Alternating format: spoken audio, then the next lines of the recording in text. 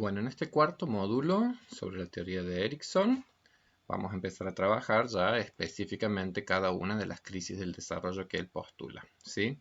Nosotros habíamos visto ya este modelo, yo les decía que es como el cuadrito clásico de nuestro amigo Erikson, en donde se ve cada una de las fases del desarrollo ordenados como en una progresión, como si fuese una escalerita, en donde, de nuevo, recordando el principio epigenético, la resolución de cada crisis iría posibilitando la constitución de ciertas fuerzas o ciertas fortalezas yoicas que se utilizarían en la resolución de dilemas siguientes. El modelo clásico de Erikson divide el ciclo vital en 8 etapas o en 8 periodos, en donde cada periodo concentra como una dialéctica central, y no es que otros elementos no estén presentes, pero es como que en el modelo de Erikson uno podría decir es como que hay un momento que es el oportuno para el desarrollo de alguna cuestión nuclear.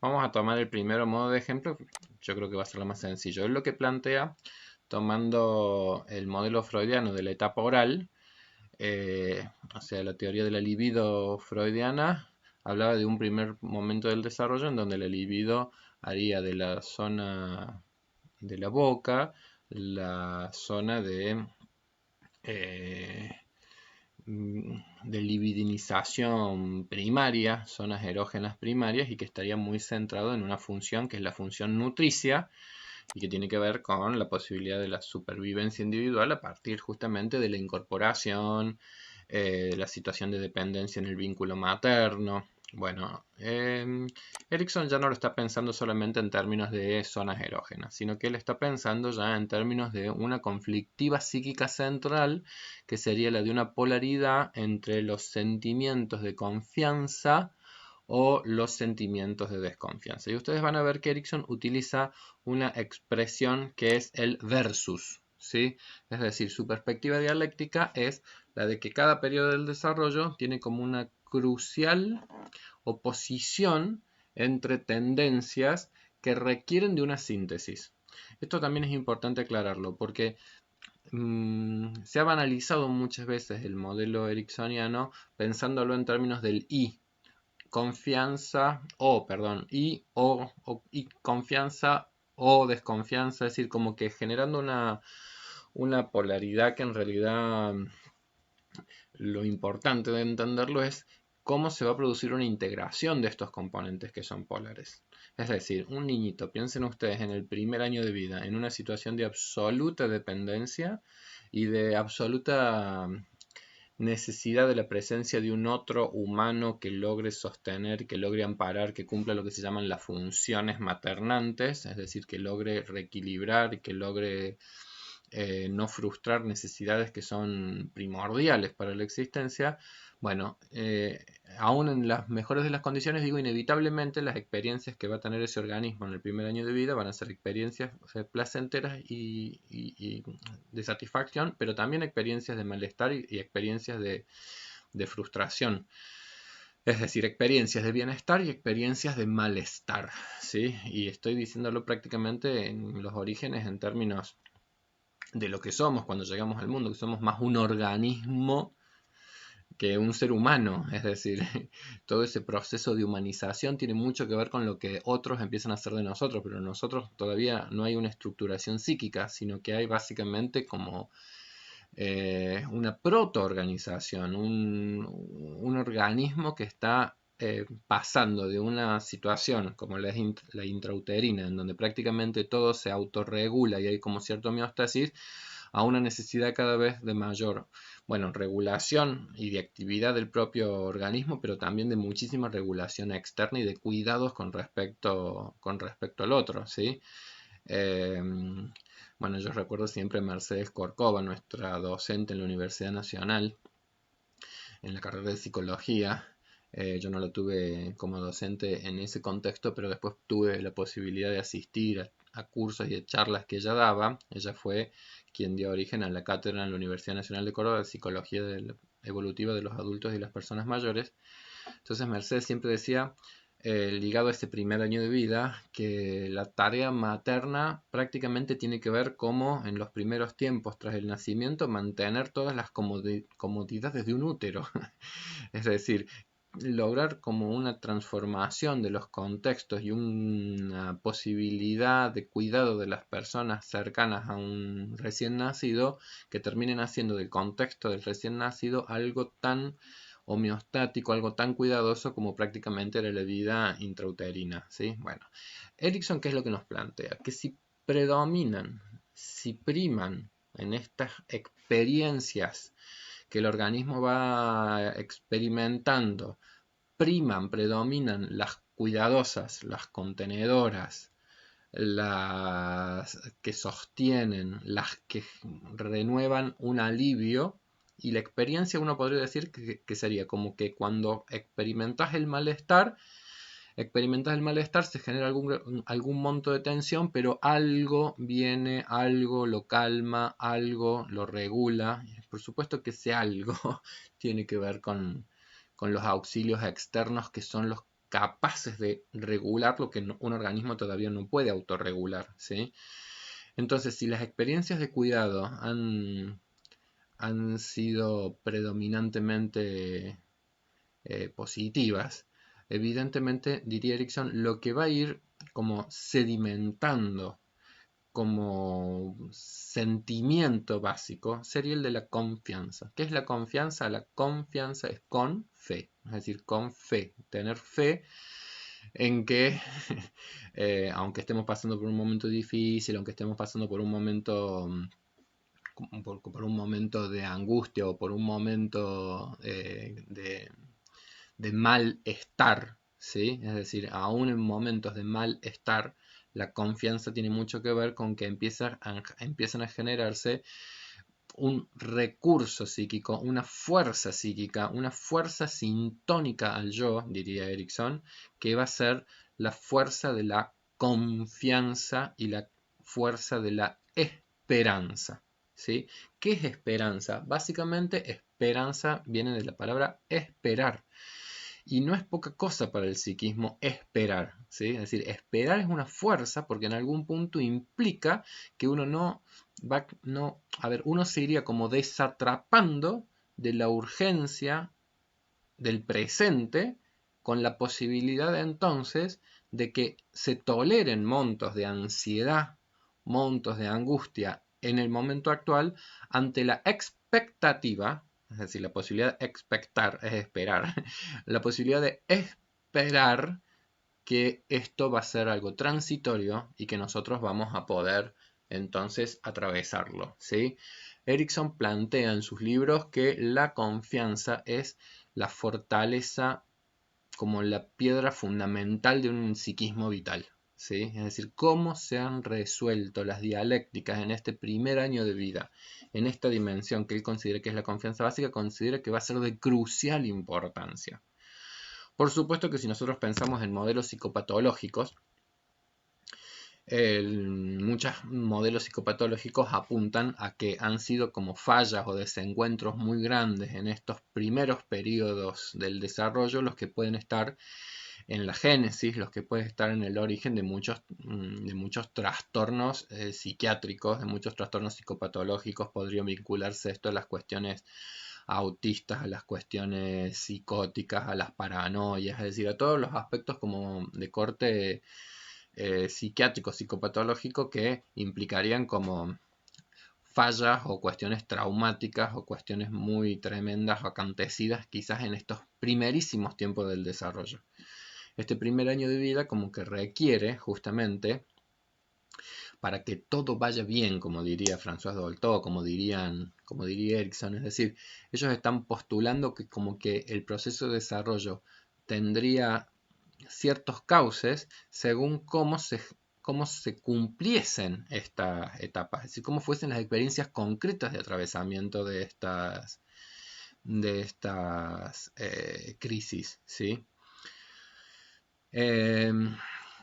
Cuando Erickson habla de crisis, él está pensando en un concepto central que es esto es una crisis de desarrollo. Es decir, el modelo ericksoniano es un modelo en donde cada etapa es parte de un plan, y entonces lo que caracteriza una crisis del desarrollo sería que todos los atravesamos. Es decir, la condición humana es una condición en donde todos los miembros de esta especie pasamos por la infancia. Y en la infancia, una cuestión nodular, crítica, central, es justamente cómo se ha resuelto esta cuestión del orden del vínculo de dependencia central con un otro de tu especie, cómo se ha jugado en esa relación, cómo se ha jugado en ese vínculo. Y a su vez, Erikson postula que esto no solamente es un drama singular en el desarrollo ontogenético, sino que esto también es parte de una dialéctica crucial que también nuestra especie como especie, que nuestros modos de organizaciones comunales también han atravesado, también han resuelto y que también tienen todos sistemas de organizaciones y de construcciones colectivas que tratan de dar respuesta también a esa tensión que hay entre la confianza o la desconfianza con respecto como fuerza central para la adaptación a la realidad y a la existencia, ¿sí? A ver, voy a hacer una pausita acá para buscar un cuadro en donde se va a ver con más claridad esto que yo estoy diciendo ahora. Muy bien, este es el cuadro que estaba buscando, porque en este cuadro es donde vamos a poder ver, bueno, es otra forma como de distribución y de resumen de las ideas de Erikson, y ustedes lo van a tener en el texto de Bourdignón, un texto de un autor que hace una síntesis del pensamiento de Erikson. Esta síntesis y este cuadro, en realidad, él también lo toma de un texto de Erikson, uno de sus últimos trabajos, que se llama El ciclo vital completado, en donde él incluso va a hablar de un noveno estadio del desarrollo. Bueno, y en ese texto aparece un cuadro muy familiar, muy similar a este, ¿sí? Entonces, acá nosotros estábamos hablando justamente del primer estadio del desarrollo, el primer año de vida. Entonces, ven, acá esto vendría a ser lo más cercano al modelo freudiano. Es decir, él está pensando esta etapa como efectivamente la etapa oral. Lo que pasa es que él no se restringe solamente a la oralidad, sino lo que está pensando es en lo que se denomina, lo que él llama los modos psicosexuales en términos más amplios. La oralidad, pero tiene que ver con todo lo que es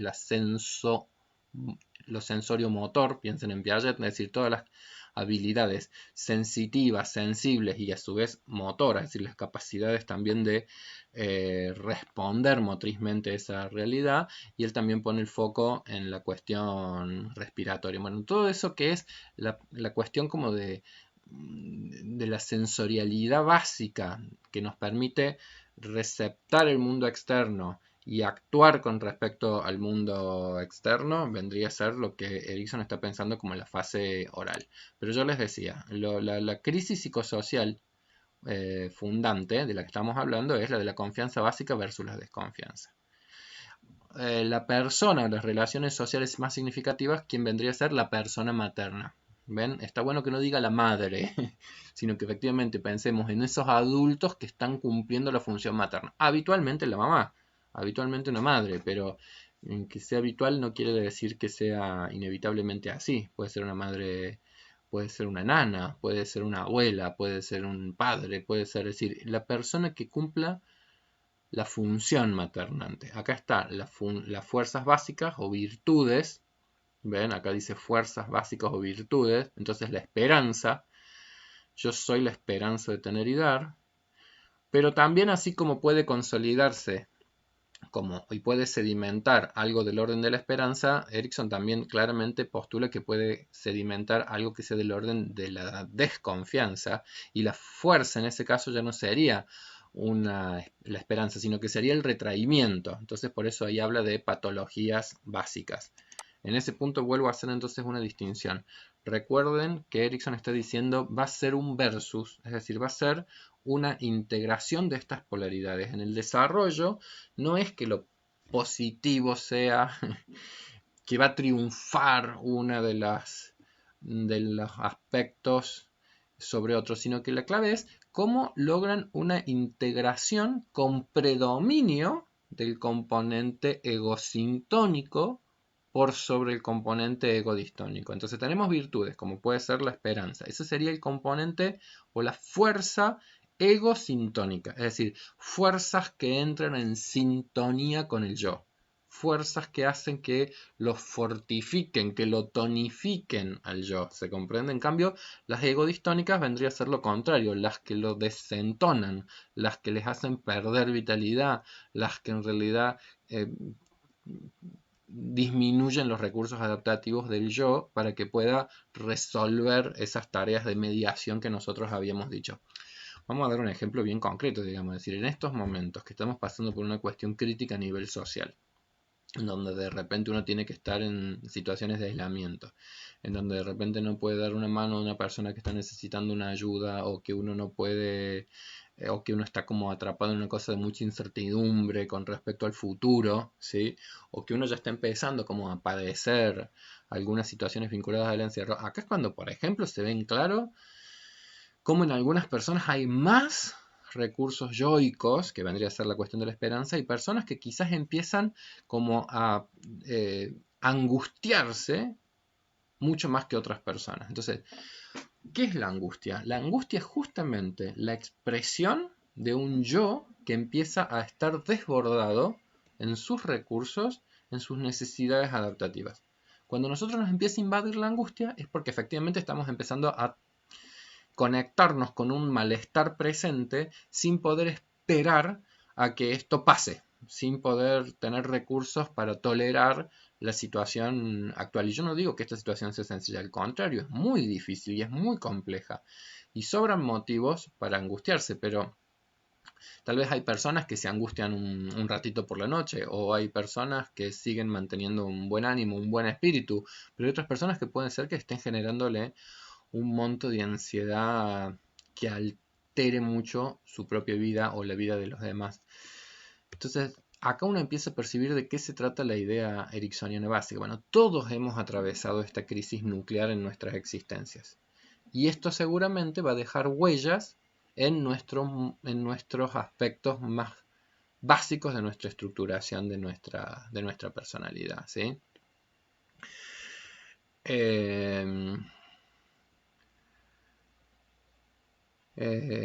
Bueno, entonces, yo decía, voy a volver a este cuadrito. La confianza y la desconfianza requieren de una integración que lo más adaptativo sería justamente que primen, que predominen los aspectos sintónicos sobre los aspectos distónicos, pero integración no quiere decir que los aspectos distónicos desaparezcan completamente, ¿sí? Una síntesis es una integración de elementos. Entonces, en la vida adulta sería óptimo que uno estuviese una posición más bien esperanzadora y realista con respecto al mundo, esperanzadora y realista, no irrealista, y espacio realista con respecto al mundo, pero parte también de la madurez adulta requiere de, por ejemplo, una dosis de desconfianza integrada. Piensen ustedes si nosotros, qué sé yo, en la vida adulta fuésemos personas muy confiadas y abriéramos nuestra puerta de casa a cualquier desconocido, respondiéramos a cualquier solicitud de otra persona. Es decir, cierta dosis de desconfianza tiene un componente profundamente adaptativo. ¿Sí? Es decir, no sería una expresión de madurez que no exista nada del orden de la desconfianza. ¿Por qué? Porque en realidad la confianza es justamente una cualidad o es un aspecto que en los vínculos y en las relaciones interpersonales debe ganarse. ¿Se comprende? Es decir, yo también por ahí pienso, pero los niñitos no entran en una relación de confianza con sus adultos cuidadosos de buenas a primeras. Las sonrisas sociales de los niños arrancan como al segundo o al tercer mes de vida. Es decir, aún habiendo adultos que lo cuidan, que lo amparan y que lo protegen, los niñitos se toman como 2 meses y medio, 3. Por supuesto que hay cuestiones del orden de la madurez biológica para que eso pueda acontecer, pero la confianza en un vínculo es algo que se construye paulatinamente, no es algo que se gana de un momento a otro. Entonces, piensen ustedes, pero en todas nuestras relaciones, en todos nuestros vínculos, cuando nosotros entramos a cualquier lugar, a una sala en donde no conocemos a nadie, nosotros no entramos en relaciones de confianza tan fácilmente, ni andaríamos contando aspectos de nuestra vida y de nuestra intimidad tan sencillamente a cualquier desconocido por ahí. Entonces la confianza es algo que se va a constituir en un lazo y que va a requerir como de tiempo para paulatinamente poder llegar a efectivamente establecer cierta cuestión de mayor profundidad. Entonces, cierta desconfianza, entre comillas, es también adaptativa a las necesidades, a los requerimientos de todo vínculo. Entonces yo les decía que esas cuestiones que son las del orden de la fe y de la confianza, no solamente son cuestiones que se juegan en un nivel individual, sino que tiene que ver con una cuestión también ligada, ahí ustedes van a ver que en la columna F dice principios relacionados al orden social, es decir, culturalmente, socialmente, en términos de nuestro ethos cultural, la confianza en el otro, la confianza en el mundo, la fortaleza de poder tener una expectativa favorable del mundo aún en momentos en donde las cosas se ponen difíciles, los dichos como esto de que siempre que llovió paró, o Dios aprieta pero no ahorca, bueno, todos esos sistemas de constitución de un orden cósmico que se denomina, todo lo que tiene que ver con la religiosidad como aspecto central de la condición de nuestra especie. Y cuando hablo de religiosidad no estoy hablando solamente de la religión en términos de una práctica religiosa, sino que estoy hablando de que una condición humana esencial es su religiosidad, es decir, cómo cada uno ve cómo nuestra especie se siente ligada al mundo y a un orden cósmico que nos trasciende. ¿Sí? Después tomará en las distintas culturas, en las distintas épocas históricas, en los distintos contextos, va a tomar infinidades de formas diversas. Pero más allá de la diversidad cultural, lo que es interesante es poder percibir que en la condición humana hay cosas que parece ser que son trascendentes. En los hindúes será el budismo, en los occidentales el cristianismo, en los africanos vaya a saber qué sistemas de creencias, pero parece ser que lo universal en términos de organización de sistemas de creencias, de constitución de rituales sociales y de sistemas culturales, bueno, en lo universal es que la condición humana requiere de la constitución de cierto orden cósmico, de cierta dimensión trascendente y que realizamos además ritualizaciones y que se han instituido aspectos como la religión, que es una institución, no solamente las prácticas religiosas, sino la necesidad de nuestra condición humana de establecer aspectos que religuen con la condición trascendente de nuestra especie. Serán politeísmos, serán panteísmos, serán monoteísmos. Después las formas culturales pueden ser muy diversas, pero el modelo ericksoniano es muy interesante porque logra como cierta articulación y cierto descubrimiento de que acá, más allá de la diversidad cultural, hay aspectos que son como nucleares de nuestra condición humana como especie y que después a su vez cada uno de nosotros en nuestro propio proceso de desarrollo ontogenético también es nuclear en nuestra constitución y en nuestro desarrollo ontogenético. Vendrían a ser como los dos planos que en algún momento hemos distinguido, que es la filogénesis y la ontogénesis, es decir, la historia de nuestra especie y también después la historia del desarrollo individual, como quien dice. Entonces nuestra especie es una especie que también ha constituido, y no es que haya constituido, constantemente sigue también en tensión y en reconfiguración de estas dimensiones, de las dimensiones del orden cósmico que generamos ahora, porque la cultura tampoco es algo construido de una vez y para siempre, ¿sí? Entonces, piensen ustedes, la religiosidad, bueno, no son las mismas instituciones las de principios del siglo que las actuales, y vaya a saber cómo se define eso dentro de 100 años, pero un poco la idea ericksoniana es, más allá de la diversidad cultural, va a seguir siendo una temática, esto del orden cósmico, lo trascendente, va a seguir siendo una temática crucial en la configuración de nuestras vidas y de nuestros desarrollos psíquicos, ¿sí? Bueno, En ese esquemita también aparece así como las salidas individuales pueden ser más predominantemente centradas en el polo sintónico o en el polo distónico, también algunas de esas ritualizaciones vinculantes pueden transformarse en ritualizaciones desvinculantes y desintegradoras de los sistemas sociales, ¿sí? Entonces, así como la religiosidad y ciertas prácticas y ciertos rituales pueden ser profundamente integradoras de la vida social y de la vida colectiva, hay prácticas que pueden ser desorganizantes, desintegrantes, desvinculantes. Entonces ahí, por ejemplo, uno podría encontrar eh, los aspectos ligados a las idolatrías que se llaman, por ejemplo. Entonces, por supuesto que qué sé yo, uno lo podría vincular, por ejemplo, eh, a las sectas religiosas, ¿sí? Es decir, cómo, así como hay prácticas que efectivamente le dan sentido y significado a la vida colectiva y que promueven una vida colectiva amplia, trascendente, mancomunada, hay otras prácticas que pueden estar asentándose más bien en rigideces, pueden estar asentándose en estas mismas necesidades muy primarias de la condición humana, pero que llevan a salidas muy desintegrantes o muy desintegradoras. Las sectas religiosas, bueno, hay muchos casos clásicos que se podrían dar como ejemplos.